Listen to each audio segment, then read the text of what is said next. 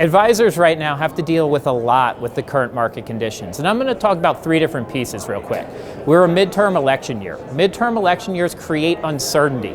If you go back in time, you see since the 1950s, we've had inter-year pullbacks of significant amounts, averaging about 17% every midterm election year. So that is creating the next one, volatility. There's a lot of volatility out there. Advisors get these calls, clients get worried about it. And then the third one is inflation. We're seeing higher than normal inflation numbers right now, really numbers back to the 1970s, which a lot of your clients have never seen before. So advisors have to put all three of those things into perspective. We're talking about uncertainty with midterm elections and what's going to happen on the policy side, with market volatility and higher than average inflation.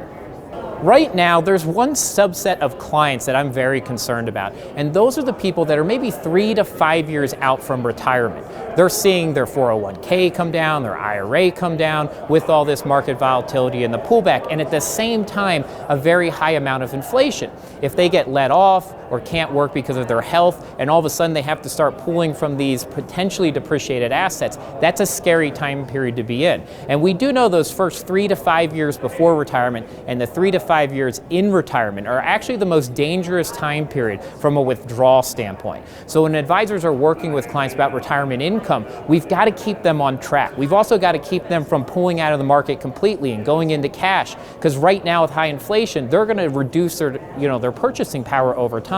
So that's a lot to manage, and finding other ways to make them sleep well at night, finding that return on sleep, which I like to call, which starts with a quality retirement income plan so they know why they're invested in the things that they're invested in. So whether you use bucketing or a flooring strategy, you've got to provide that peace of mind today anytime you're doing retirement income planning. Right now, there's so many things going on in the world.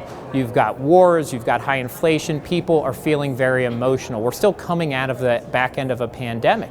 And a lot of people talk about behavioral finance as if we have to remove emotions from finances. That's just not true. We have to give space for emotions in financial planning. I recently wrote a book called Find Your Freedom, and it's all about going beyond goals-based planning, getting to aspiration-based planning, and recognizing that we feel things, that we have memories and experiences that matter to our decision making. We can't just say like, hey, you had trauma and we got to ignore that trauma when you make your decisions. We've got to recognize it and give you permission to feel that. And that's really where real financial planning needs to go next, is identify that people do have emotions. They have terrible experiences in life, and we can't remove them from their financial plan. We actually have to address them in that and give them that permission to live a life on purpose.